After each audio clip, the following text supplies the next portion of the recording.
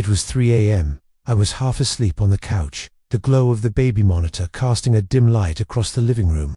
My eyes fluttered open, struggling to focus on the grainy black and white screen. That's when my heart stopped. A dark, featureless shadow was leaning over my son Leo's crib. It wasn't a trick of the light. It was a figure, tall and hunched, its head just inches from my baby. I didn't scream. I couldn't. My breath hitched in my throat, and a cold dread washed over me. I threw the monitor down, scrambled off the couch, and sprinted down the hallway, my bare feet slapping against the cold hardwood. My mind was racing. Who was in my house? How did they get in? I burst into the nursery, ready to fight, to scream, to do whatever it took to protect my son. But the room was empty. The soft glow of the dinosaur nightlight illuminated the space. Leo was sleeping peacefully in his crib, his tiny chest rising and falling in a steady rhythm. The window was locked. The closet door was shut. There was no one there.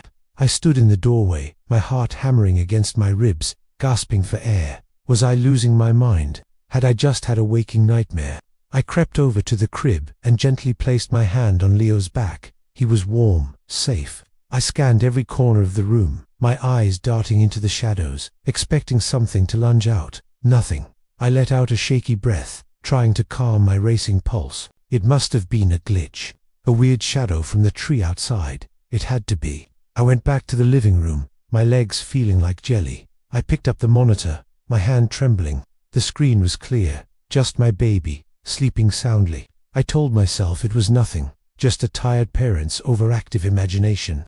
But the image was seared into my brain, the shape of that figure, the way it loomed over my son.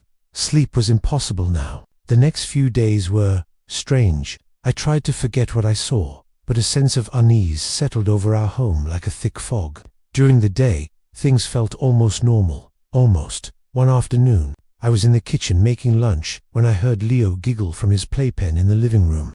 It was a sweet, happy sound. But when I peeked around the corner, he wasn't looking at his toys. He was staring at an empty corner of the room, smiling and babbling as if someone was there, playing with him. A chill snaked down my spine. "Who are you talking to, sweetie?" I asked, forcing a cheerful tone. He just giggled again, his eyes fixed on that empty space. That night, it happened again. I was watching the monitor, obsessed, for hours, nothing. Then, just as I was starting to relax, the screen flickered. It went to static, that harsh, buzzing snow, for just a second. When the picture returned, the rocking chair in the corner of the nursery was moving, a slow, gentle back-and-forth motion, as if someone had just gotten up from it. But the room was empty. Leo was still asleep. I watched, frozen, as the chair rocked itself to a slow, deliberate stop. The paranoia started to set in. Every creak of the house made me jump.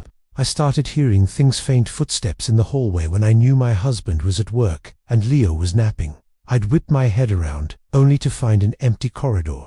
I felt like I was being watched, constantly. The feeling was suffocating. I tried talking to my husband about it, but he just gave me a worried look and said I was exhausted. He suggested I get more sleep, that new parents always imagine things. He was trying to be supportive, but I could tell he thought I was cracking. Maybe I was. One evening, I was holding Leo, trying to soothe him. He was fussy, crying for no reason. I was bouncing him gently, whispering to him, when he suddenly stopped crying. He went completely still in my arms, his wide eyes looking over my shoulder, staring at something behind me. His lower lip began to tremble. A silent, terrified fear filled his eyes. I spun around, my heart leaping into my throat. Nothing, just the wall. But Leo wouldn't look at me. He kept staring at that spot, a look of pure terror on his little face, before burying his head in my shoulder and wailing. That's when I knew this wasn't in my head. Something was in our house. Desperate for answers, I started digging through the monitor's settings. It was a newer model, one that recorded clips when it detected motion. I scrolled back through the files, my hands shaking, and that's when I saw it. The first night, there was a clip, but the figure wasn't there. Instead, the monitor just showed the empty room. But the motion detector had been triggered. The timestamp was 3:17 a.m. I kept scrolling, night after night, the same thing. A motion alert at 3:17 a.m. But the footage just showed an empty room. It was like the camera knew something was there, something it couldn't see. My blood ran cold. This had been happening for weeks. Every single night, I decided to stay up, to see what would happen at 3:17 a.m. I made a pot of strong coffee and sat on the couch, my eyes glued to the monitor. The minutes crawled by. Las 3:10, las 3:12. My heart was a drum against my ribs. 3:15, I held my breath. 3:16, the nursery was still and silent on the screen. And then, at exactly 3:17 a.m., it appeared, the shadow. It materialized out of nowhere, hunched over the crib just like the first time. It didn't move or make a sound. It just stood there, looming. I watched, paralyzed with a fear so profound it felt like my bones were turning to ice. I couldn't look away. I had to know. I had to see. After a minute that felt like an eternity, it just faded away, gone, as if it had never been there. I spent the next day in a daze, a shell of a person. I had to find proof. I had to show my husband he wasn't married to a crazy person. That night, I set up my phone to record the monitor screen. I was determined to catch it. I waited. The hours ticked by. I must have dozed off, because the sound of Leo crying jolted me awake. I glanced at my phone. It was 3:20 a.m. I had missed it. Frustrated, I grabbed my phone to check the recording. I hit play. The video showed the monitor, the time in the corner changing. 3:16, 3:17, and there it was. The shadow figure appeared, right on schedule, leaning over the crib.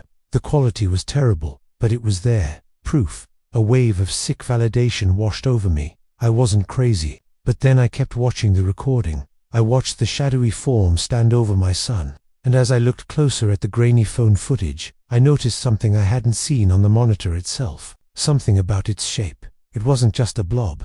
It was thin, and its position. It wasn't just leaning. It was watching. I rewound the video again and again, my eyes locked on the screen. The figure was utterly still, its focus entirely on my child in the crib. My breathing became shallow. An awful realization began to dawn on me. Why was I the only one who could see it clearly? Why did the camera only catch movement? Why did Leo look at the empty corner? It was like it only wanted me to see it. It was performing. For me. With trembling fingers, I picked up the baby monitor from the table beside me. I needed to see the room now. I needed to see if Leo was okay. I lifted it up, my gaze fixed on the little screen. The room was empty. Leo was stirring, but he was safe in his crib. I let out a breath I didn't realize I'd been holding. But then my eyes flickered from Leo to the rest of the image on the screen. The angle was different. From the monitor's perspective, you could see the doorway of the nursery, and the hallway beyond. And in the hallway, my own reflection stared back at me from the screen. Me, sitting on the couch in the dark, and my blood turned to ice, because the baby monitor showed something my eyes could not see. The shadow figure was no longer in the nursery. It was standing right behind me.